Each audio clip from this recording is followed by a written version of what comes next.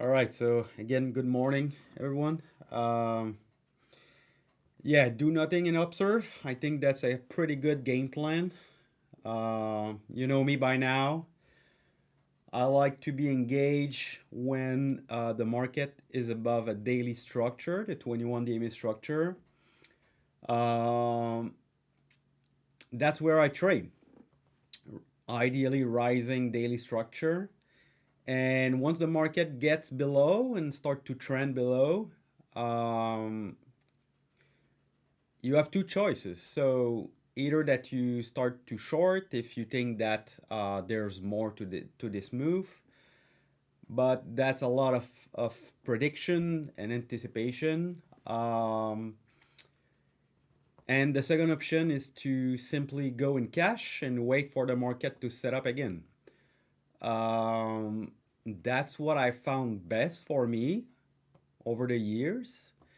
And that's not because it optimizes results. In a certain way, yes, it does, because when you start shorting, the thing that happens is you get very focused on the short side, right? You find so all your prep work is toward finding short opportunity. All your intraday routine is about managing your trades. And while you do that, you're not in sync with the liquid leaders, how they shape up relative strength, how they shape up around their 21 DME structure.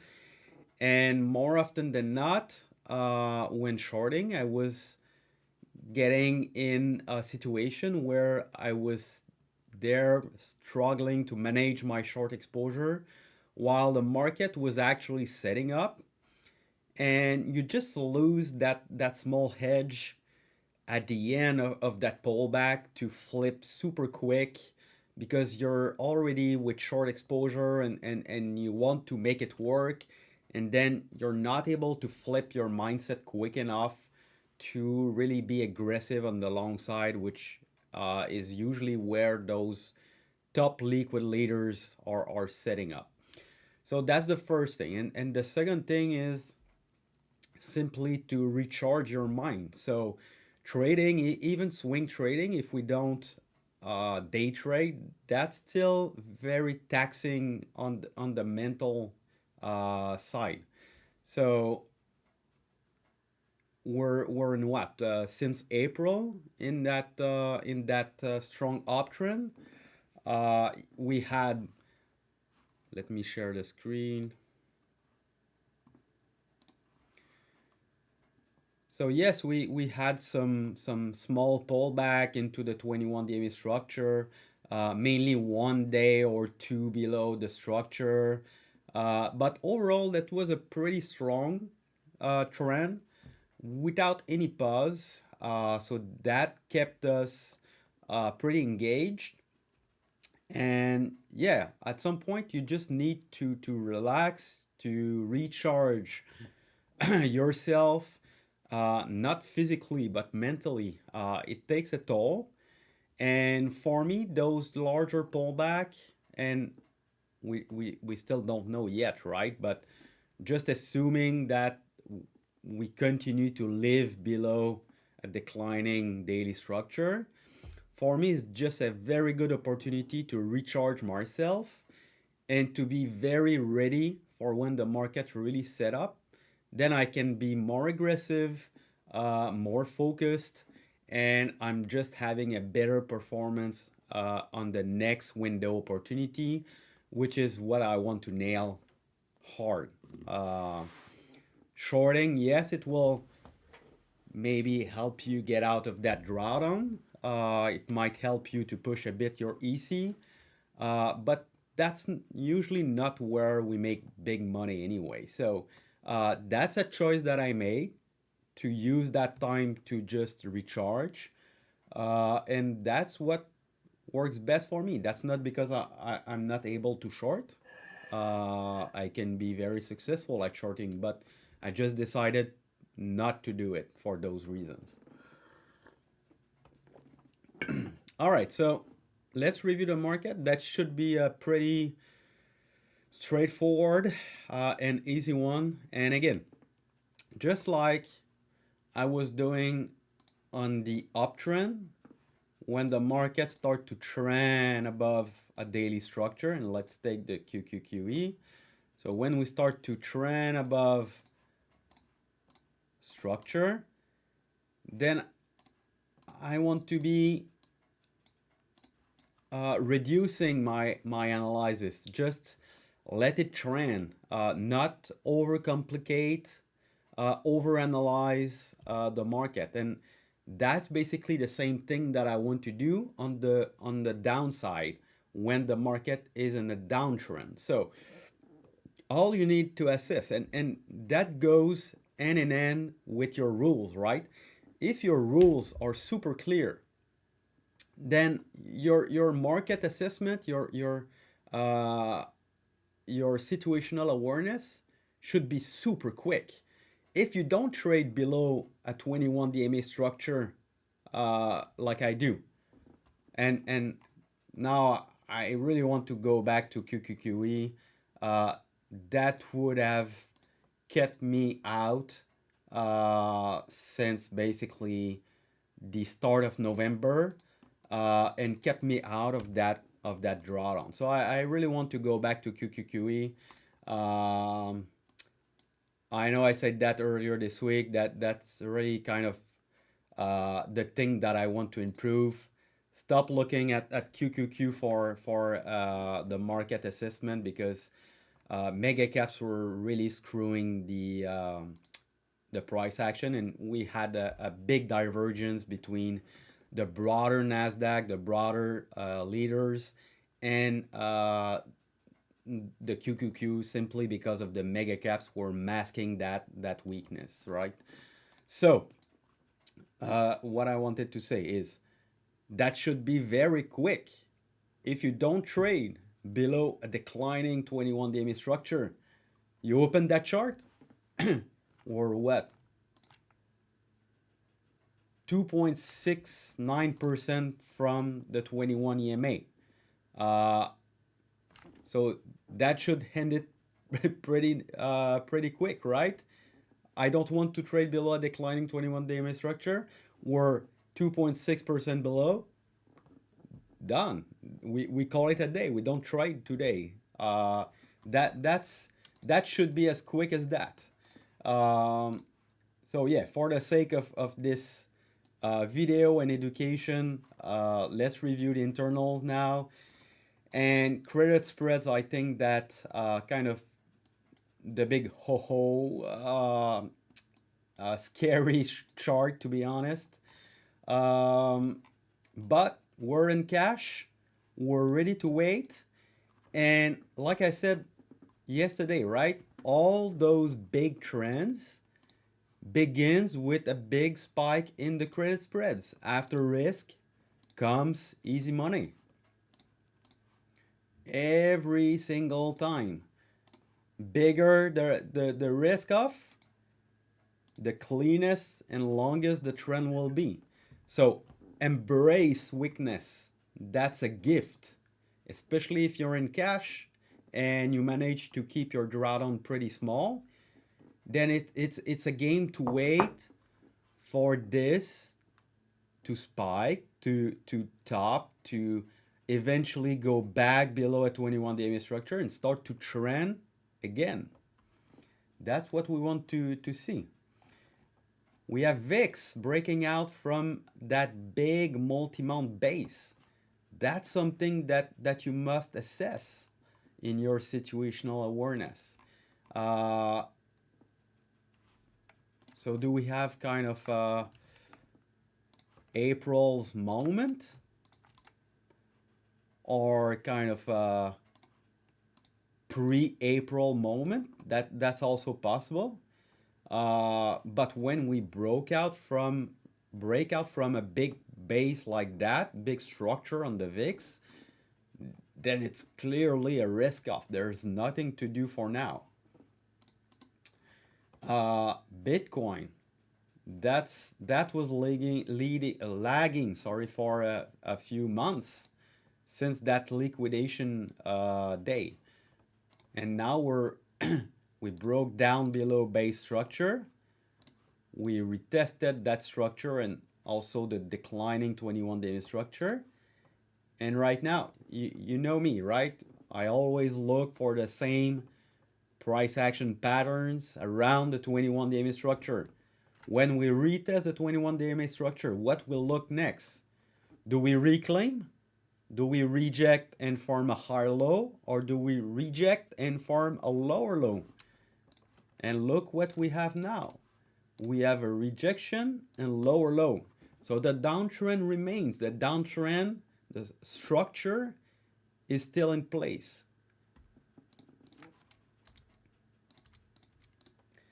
What else? What else? What else? What else? What else? So yeah, nothing to do. Basically, Nasdaq is retesting the recent swing low. Maybe a spot for a pause. Maybe it's the low. Maybe it's not. I don't care. Like I said, I'm not I'm not here to pick the bottom. I'm not here to pick the lowest price. I'm here for the market QQQE to confirm constructive action around the 21 DMA structure, and then I'll hack and re-engage the market. It's way too soon.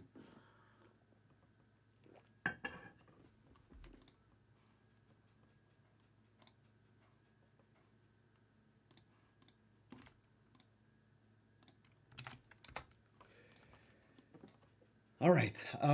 Yeah, let's just review TLMM and the breadth matrix, and just to give us an idea of where we could be, right, in that downtrend. Um,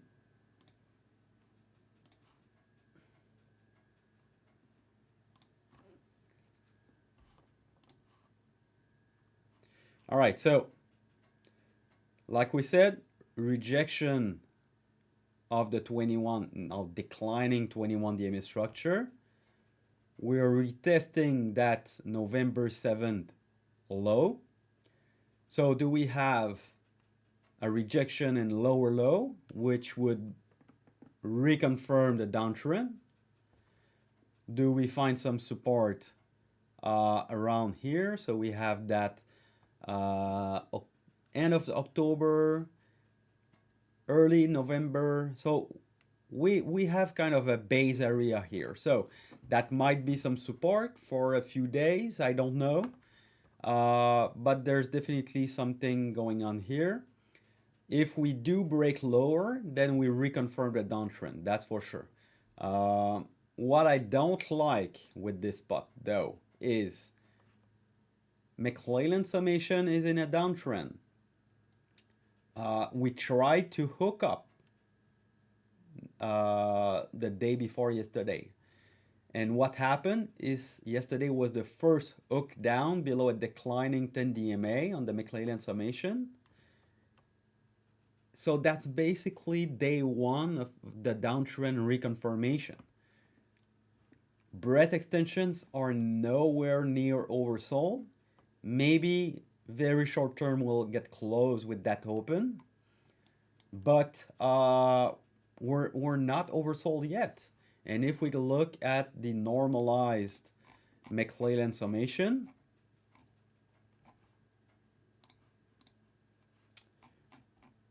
and I shared that in the Prime report yesterday, and also in my trading journal. So you can go back and look.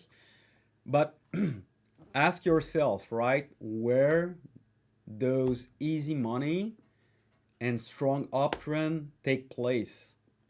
It's always, always, always after deep oversold conditions. So pullback, correction, those type of contraction that lead on the other side. So that's a bend, right? So the further you stretch that band to the downside, then the strongest it will flip and goes the other way. And when it goes the other way, that's when easy money is. So uh, October 2023, I don't know if you remember that uh, end of the year rally. That was one hell of a rally, right? So it started from a 2 standard deviation from the average on the McClellan summation. Uh, After that, early 2024, where does it started? -2 standard deviation from the average. Again, in 2025, early January, where that rally came, 2 standard deviation from the average. Later in 2025, in April, after that deep correction, where does it started? 2 standard deviation from the average. So it's not fixed. It's not a line in the sand where it get there and you start to load the boat. It's not that. It's simply that when we get to those conditions, then you can flip your mindset to, okay, if we start to see constructive action on the QQQE, for example, we start to reclaim the 21 daily structure, liquid leaders are starting to set up again, nice basing action, then you know that you're potentially looking at a great market opportunity. And that's what we live for. That's when we want to be aggressive. From April's to that top, we doubled our account. That's when you need to really press it. And the rest of the day of the year, when bread contracts, there's still money to be made sometimes. We didn't make more in September and October during those small kind of uptrend. But that's not easy money. We weren't able to get multi-mount type of moves. So yeah, know the environment, know where those nice easy money market comes from, uh, and after that, our job is to wait for those conditions to happen. And like I said, yesterday was the first flip down below a declining 10 DMA. Uh, I want to see that goes into oversold, near 2 standard deviation from the average. McClellan oscillator not yet oversold. That's pretty far away, in fact. Let's just zoom that out. Right like that. All right, so look for those oversold. That's when the market band will stretch and eventually come back. That's what we'll look one day at a time and focusing on not. Okay, there's something else.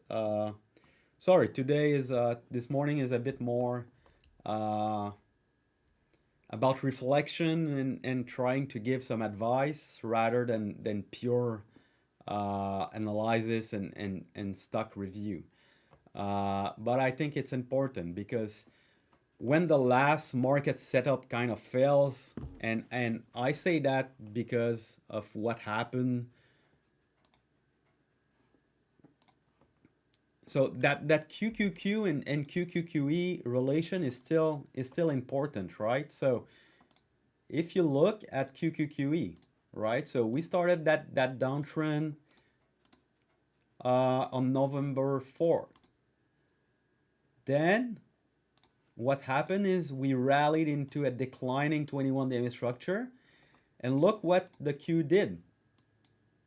So we reclaimed the 21 day structure, and we were trying to set up a higher low and continuation pattern. But QQQE was rejecting that declining structure. So that relation is still important, right? You can still look at both. And what I wanted to say is I kind of treat that break of the Qs as being kind of the last proper setup that failed, right? So uh, we had that breakdown, reclaim, and we had that back test, uh, a bit like here, which worked and gave us good opportunities. Uh, a bit like here, a bit like here. That's the same type of break, reclaim, and back tests, right? That was the same setup. And now that setup failed. Maybe it's like this, right? We just don't know. Um, but what is important to understand is that setup failed, and it was kind of the last setup to try, right? Because of the cues. So when that happens, automatically in my head, I tell myself, okay, we might be in something a bit longer and deeper, and that's okay to assume that unless we have constructive action.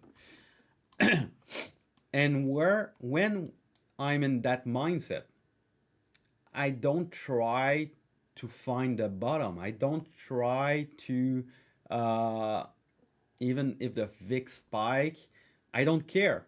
Let the market flush. Let it do whatever it wants below a declining 21 day structure.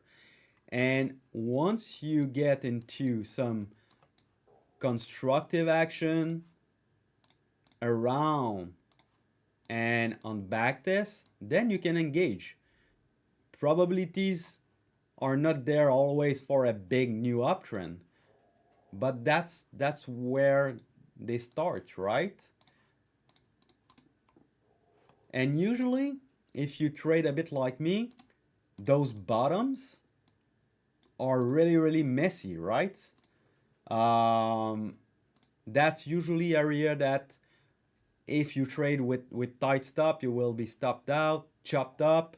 Uh, and the other thing, you don't want to try to trading every reversal in a downtrend.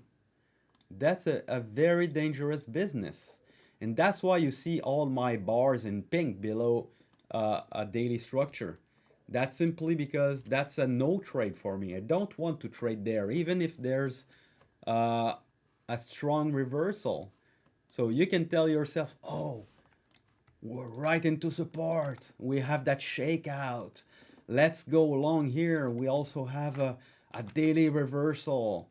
Uh, and then you try to load up on exposure and we get that flush. And that's a bit like we had yesterday, but a bit higher. But we're already in a downtrend. We're retesting a declining structure. So I highly suggest that you don't try to be the first in, and that's really a mindset.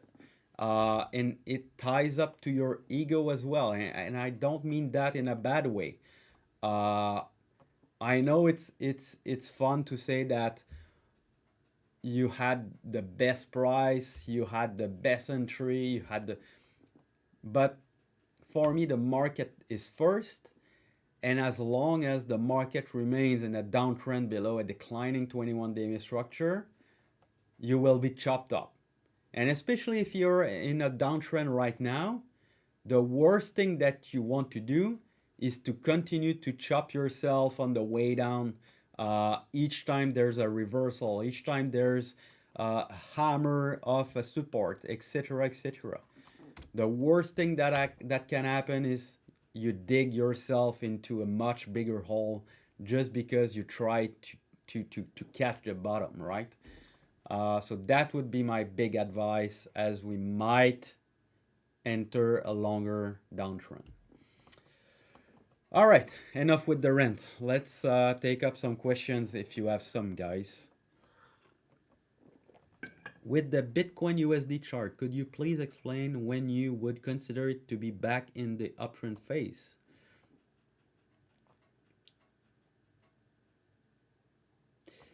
Would it have to just be reclaiming into black bars, or would you wait for it to create a higher low? Yeah, that's too. You can trade around both, right? So let's take this one as an example. Um, and you don't know, right? If that is kind of uh, the pullback. So you can go and trade kind of that right side as you reclaim.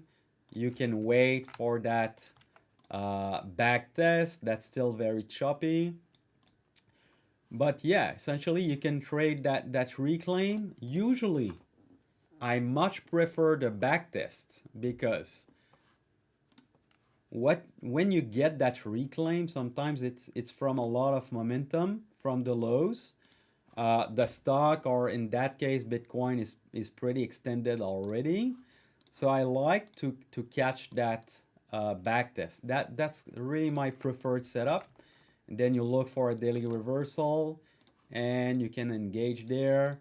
And then if you keep building higher lows on the right side, then you can add to your position and position yourself for the position yourself into the constructive action uh, above the rising 21 day structure and position yourself for the breakout.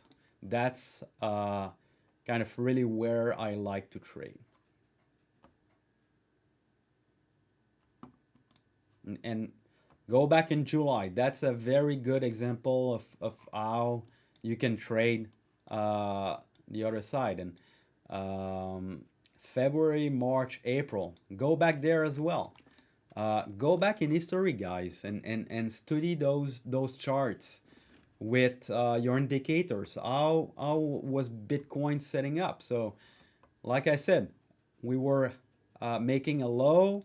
We ran up, tried to reclaim. It's not perfect, the 21 DMA structure. Sometimes we reclaim, and when we get that back test, we fail and make a new low, shake out. But at some point, you will have constructive action, and that's what you need to recognize, right? So you have that reclaim, and now instead of breaking back down below, you get that tight range constructive action. And we traded that on Bitcoin. I was really heavy on Bitcoin after the April correction. It was leading. I don't know if you remember, but we broke out on April 21. Let's look at NASDAQ. April 21. Look at that. That when I started the session, guys, what did I explain? If you short, okay, you will miss those opportunity on the long side because those leaders will lead the way and you can start to engage. I remember in April, we were starting to look for a higher low because we had that VIX spike. Okay, I say never trade below the 21 DMA structure, but sometimes when you get that big VIX spike and crush, you can start to look for the right side to build, for the higher low, etc., etc. And that's what happened in April. We had that big VIX spike in the 60s. Then we were building that higher low, and we were stacking up the constructive clues in the market with Bitcoin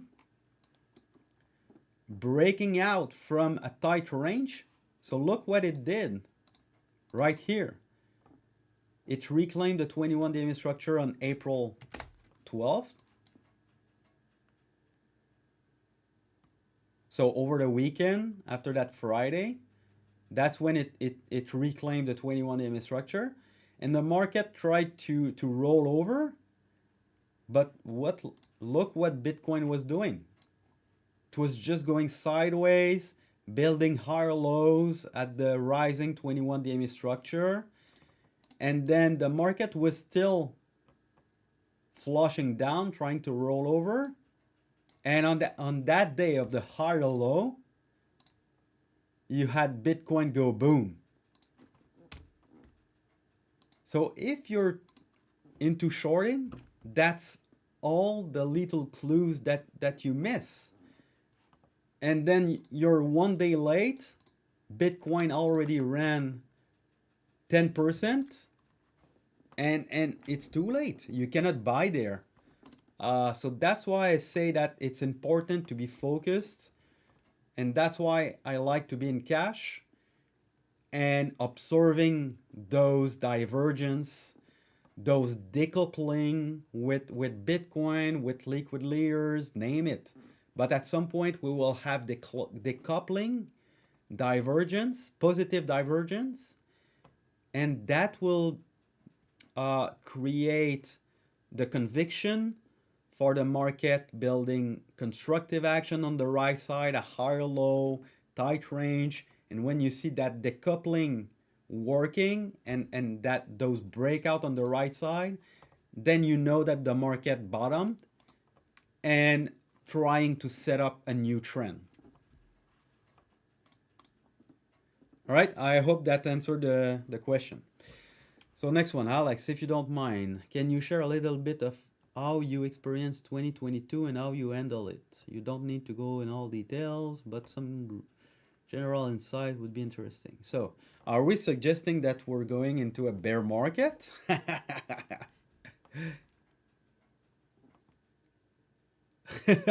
I'm kidding, buddy.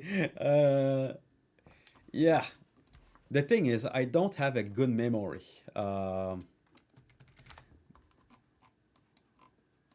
I'm really bad in. Ask my wife. She's the first to leave me notes and everywhere because my memory is bad. I'm sorry. All right, so uh, yeah, I remember what I remember about 2022, and that kind of fucked me in 2023 and 2024 is we almost became day traders, right? Uh, we really reduced our time frame. I was taking trims at like, man, well, I was mostly looking at 1, 2, 3 days trades, taking trims at 1 hour.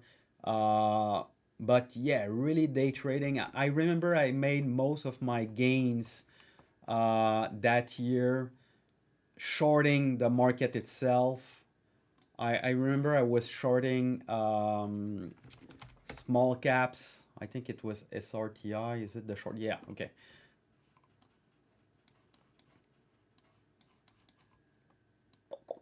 2022. So I remember I was trading SRTY. So I was looking for those kind of uptrends, 20, 30, 40% swings. Um, and some of the names for very short trade. Like I said, almost day trading and trading the indices. I was really not in a mindset to trade like we did in the last 2 years, let's say, where I'm looking for larger moves, larger swings over multiple weeks and months. That was not it. It was almost day trading. So yeah, that was the mindset in 2022. Most gains were through and this is trades and small day trades here and there, but far from being a longer term swing trader.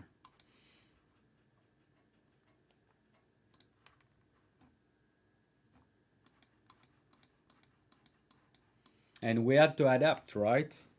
So if you still try to swing for the long trades in those kind of bear markets, you get killed. So either that you and here's the thing, I didn't have the same tools that I have right now. So I would probably trade that very differently.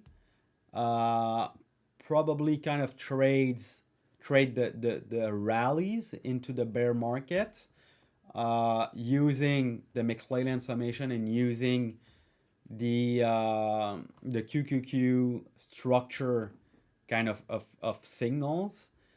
And I would be kind of a bit more aggressive during those rallies above the daily structure. Because in a bear market, keep in mind that's the same band reference, right? Uh, Counter trend rally are very, very powerful. So in a bull market, in a strong uptrend, you get kind of strong momentum from the start, and then you get kind of a grind up market after. And that's why it pays to be patient and ride that trend.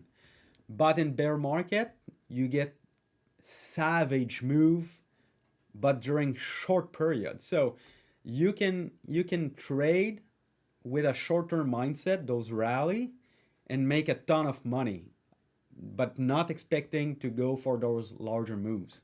So if we get into that type of bear market now in the next few years, I don't know, but it will happen again. That's a certainty. Then that's probably what I will do. Try to do.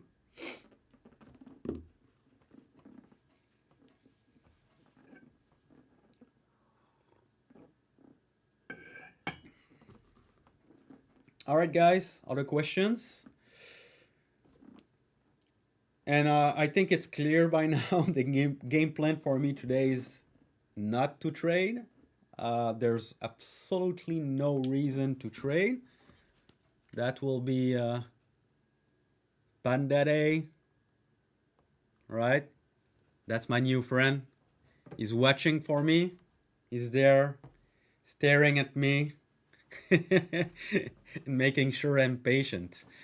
Uh, and right now, it's being patient, but on the sidelines with cash.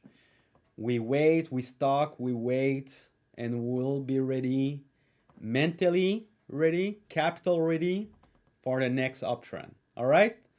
So take care, everyone. I will work on the Gitbook today, and I will be present if you guys have any questions as usual. Have a good day, everyone. Take care. Bye bye.